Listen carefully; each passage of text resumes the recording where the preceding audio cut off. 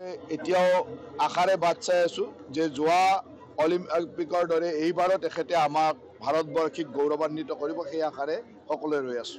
আজি ৰাষ্ট্ৰীয় javelin day আৰু নেশ্যনেল জেভলিন ডে উপলক্ষে প্ৰতি বছৰে আমি ইয়াক উদযাপন কৰোঁ।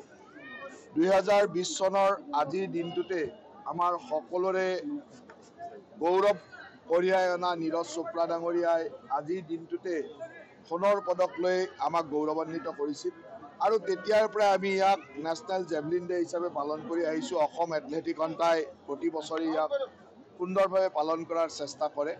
আজি ক্ৰীড়ামন্ত্ৰী ডাঙৰীয়ানীৰ উপস্থিতিত আমি ইয়াৰ শুভাৰম্ভণি কৰিলোঁ আৰু প্ৰায় 250তকৈ জেভলিন থ্ৰোৱাৰ ইয়াত আহি উপস্থিত হৈছে। গতিকে খুব সুন্দৰভাৱে এতিয়া প্ৰতিযোগিতা চলিব আৰু অসমত এটা সুন্দৰ ক্ৰীড়াৰ পৰিৱেশ আমি কিছুদিনৰ পৰা দেখিবলৈ পাইছোঁ।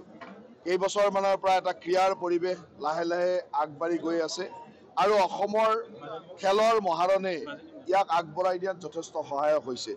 এই বছৰ আমি সিদ্ধান্ত লৈছোঁ যে অসম এথলেটিক সন্থাই সৰুসজাই ষ্টেডিয়ামতে এখন একাডেমি আমি আৰম্ভ কৰিম। তাৰ কাৰণে আমি প্ৰাৰম্ভিক কামসমূহ আৰম্ভ কৰিছোঁ। ৰাজ্য চৰকাৰৰ লগতো ইয়াৰ আলাপ আলোচনা হৈ আছে আৰু খুব কম দিনৰ ভিতৰত এখন সুন্দৰ একাডেমি যাতে আমি এথলেটিক একাডেমি এখন ইয়াত কৰিব পাৰোঁ, যাৰ জৰিয়তে যিসমূহ প্ৰতিভা জিলাই জিলাই আছে, বিভিন্ন কাৰণত তেখেতসকলৰ আগবাঢ়ি আহিব পৰা নাই, তেনেকুৱা খুব প্ৰতিভাসমূহক আমি ইয়াত আনি ইয়াতে ৰাখি একাডেমিত ৰাখি ওচৰৰ স্কুলত শিক্ষা গ্ৰহণৰ ব্যৱস্থা কৰি দি ৰাতিপুৱা গধূলি যাতে ষ্টেডিয়ামত সুন্দৰ প্ৰেক্টিচ কৰিব পাৰে, সেই ধৰণৰ এখন একাডেমি কৰাৰ পৰিকল্পনা আগবাঢ়িছোঁ আৰু মই ভাবোঁ যে কম দিনৰ ভিতৰত এই একাডেমিখনো আৰম্ভ কৰিব পাৰিম। আপোনালোকে বস্তুটো মিছ ইণ্টাৰপ্ৰিট নকৰিব। কথাটো হ'ল যে কোনো ইক' চেঞ্চিটিভ জ'নত এনেকুৱা ধৰণৰ হোটেল আগতেও নহয় আৰু আমি য'ত হোটেল বনাম সেয়া হ'ল তেনেকুৱা জ'নৰ ভিতৰত নপৰে। গতিকে এইবিলাক মানুহে নাজানাকৈ বহুত কথা কৈ দিয়ে।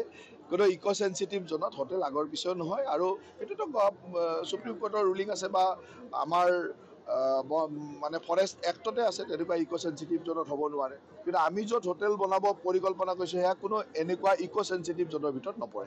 লোকসভাত এইটোৱে কৈছে যে ইক' চেঞ্চিটিভ জ'নত হ'ব নালাগে। ইক' চেঞ্চিটিভ জ'নৰ আগে পিছেও নহয়। আজিলৈকে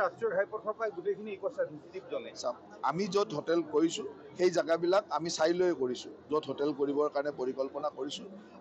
তাত আগতে ইতিমধ্যে এইবিলাক ডিমাৰ্কেট কৰি থোৱা, কোনটো এৰিয়াত কি কৰিব পাৰি সেইটো জানাৰ কাৰণে আমি সেইবিলাক আগবাঢ়িছোঁ। আৰু আপোনাৰ সেউজ ন্যায়াধিকৰণেও ইয়াৰ ওপৰত নিজাববীয়া গোচৰ ৰুজু কৰিছে। এইবিলাক চলি থাকিব, সেউজ ন্যায়াধিকৰণে নিজৰ কাম কৰি থাকিব আৰু আমাৰ সকলোৰে দায়িত্বটো হ'ল যে আমাৰ সকলোৰে দায়িত্বটো হ'ল যে বন সংৰক্ষণ কৰা। অসম চৰকাৰৰ দৰে এটা বছৰত 3 কোটি গছ পুলি লগোৱা, যোৱা বছৰ 1 কোটি গছ পুলি লগোৱা, তাতকৈ ডাঙৰ বন সংৰক্ষণৰ কাম কোন চৰকাৰে কৰিছে? গতিকে এইখন চৰকাৰৰ দিনত যি হ'ব বন সংৰক্ষণৰ কাম হ'ব আৰু ঠিক তেনেদৰে অসমৰ পৰ্যটন উদ্যোগটো আগবঢ়াই নিবৰ কাৰণে যি ধৰণৰ হোটেলৰ উদ্যোগ লাগিব, অন্যান্য সা সুবিধা সেইবিলাকো হৈ থাকিব। সেউজ ন্যায়াধিকৰণে য'ত ইক' চেঞ্চিটিভ জ'ন নহয় তাত কি কৰিব? অসমত ভাৰতবৰ্ষত আইনটো এনেকুৱা যে এইখিনি জেগাত ইক' চেঞ্চিটিভ হ'লে কৰিব নোৱাৰে, অমুক জেগাত কৰিব পাৰে। গতিকে য'ত আইনে কৰিব নিদিয়ে তাত কোনোৱে কৰিব নোৱাৰে, য'ত আইনে কৰিব দিব তাত কৰিব পাৰে। আৰু আমি য'ত কৰিব ওলাইছোঁ সেইটো আইনে কৰিব দিয়া জেগাত। গতিকে বহুত মানুহে নাজানে, লগালগ এটা ষ্টেটমেণ্টৰ লগত ইটো লিংক কৰি দিছে, লৈ পেলাই কৈ দিছে। গতিকে সেই কথাবিলাকৰ খুব গুৰুত্ব আছে বুলি মই নাভাবোঁ। হোটেলখন হ'ব মানে আমি চুক্তিয়ে কৰিছোঁ, তেওঁলোকক জেগা দিব লাগিব, তেওঁলোকক সা সুবিধাবিলাক দিব লাগিব। গতিকে হায়াতৰ লগত এখন হোটেল নিৰ্মাণৰ কাৰণে আৰু তাজৰ লগত 2খন হোটেল নিৰ্মাণৰ কাৰণে আমি ইতিমধ্যে চুক্তি স্বাক্ষৰিত কৰিছোঁ। পৰ্যায়ক্ৰমে আগবাঢ়ি গৈ থাকিব আৰু মই ভাবোঁ যে অসমৰ পৰ্যটন উদ্যোগ আগবাঢ়িবৰ কাৰণে এই কামবিলাক হ'ব লাগিব আৰু এই কামবিলাক হোৱাৰ লক্ষ্যৰে আমি আগবাঢ়ি গৈ আছোঁ।